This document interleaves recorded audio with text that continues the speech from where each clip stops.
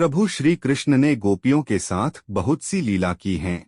श्री कृष्ण गोपियों की मटकी फोड़ते और माखन चुराते और गोपियां श्री कृष्ण का उलाहना लेकर यशोदा मैया के पास जाती। ऐसा बहुत बार हुआ। एक बार की बात है कि यशोदा मैया प्रभु श्री कृष्ण के उलाहनों से तंग आ गई और छड़ी लेकर श्री कृष्ण की ओर दौड़ी। जब प्रभु ने अपनी मैया को क्रोध में देखा तो वह अपना बचाव करने के लिए भागने लगे। भागते भागते श्री कृष्ण एक कुम्हार के पास पहुँचे। कुम्हार तो अपने मिट्टी के घड़े बनाने में व्यस्त था, लेकिन जैसे ही कुम्हार ने श्री कृष्ण को देखा तो वह बहुत प्रसन्न हुआ। कुम्हार जानता था कि श्री कृष्ण साक्षात परमेश्वर हैं। तब प्रभु ने कुम्हार से कहा कि कुम्हार जी, आज मेरी मैया मुझ पर बहुत क्रोधित है। मैया छड़ी लेकर मेरे पीछे आ रही है।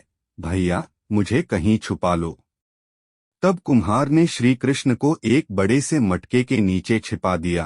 कुछ ही क्षणों में मैया यशोदा भी वहां आ गईं और कुम्हार से पूछने लगी, क्यों रे कुम्हार, तूने मेरे कन्हैया को कहीं देखा है क्या? कुम्हार ने कह दिया, नहीं मैया, मैंने कन्हैया को नहीं देखा। श्री कृष्ण यह सब बातें बड़े से घड़े के नीचे छुपकर सुन रहे थे। मैया तो वहां से चली गईं। अब प्रभु श्री कृष्ण कुम्हार से कहते हैं, कुम्हार जी, यदि मैया चली गई हो तो मुझे इस घड़े से बाहर निकालो।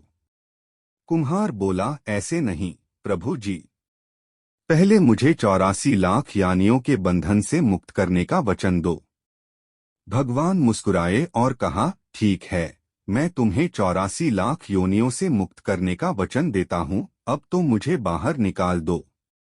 कुम्हार कहने लगा, मुझे अकेले नहीं प्रभु जी, मेरे परिवार के सभी लोगों को भी 84 लाख योनियों के बंधन से मुक्त करने का वचन दोगे तो मैं आपको इस घड़े से बाहर निकालूंगा। प्रभु जी कहते हैं, चलो ठीक है, उनको भी 84 लाख योनियों के बंधन से मुक्त होने का मैं वचन देता हूँ। अब तो मुझे घड़े से बाहर निकाल दो। अब कुम्हार कहता है, बस प्रभु जी, एक विनती और है, उसे भी पूरा करने का वचन दे दो तो मैं आपको घड़े से बाहर निकाल दूंगा। भगवान बोले, वो भी बता दे, क्या कहना चाहते हो? कुम्हार कहने लगा, प्रभु जी, जिस घड़े के नीचे आप छुपे हो उसकी मिट्टी मेरे बैलों के ऊपर लाद के लाई गई है।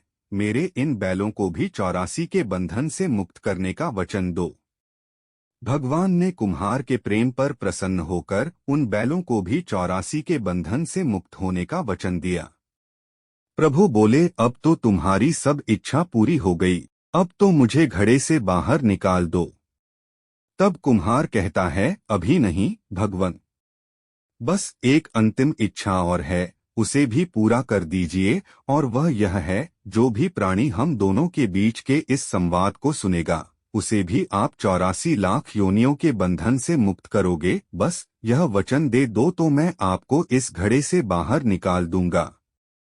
कुम्हार की प्रेम भरी बातों को सुनकर प्रभु श्री कृष्ण बहुत खुश हुए और कुम्हार की इस इच्छा को भी पूरा करने का वचन दिया।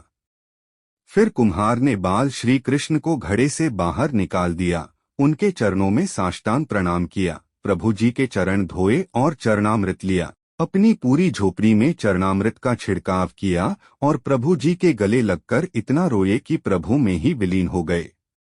जरा सोचें, जो बाल श्री कृष्ण 7 कोस लंबे चौड़े गोवर्धन पर्वत को अपनी इक्नी अंगुली पर उठा सकते हैं, तो क्या वो एक घड़ा नहीं उठा सकते थे?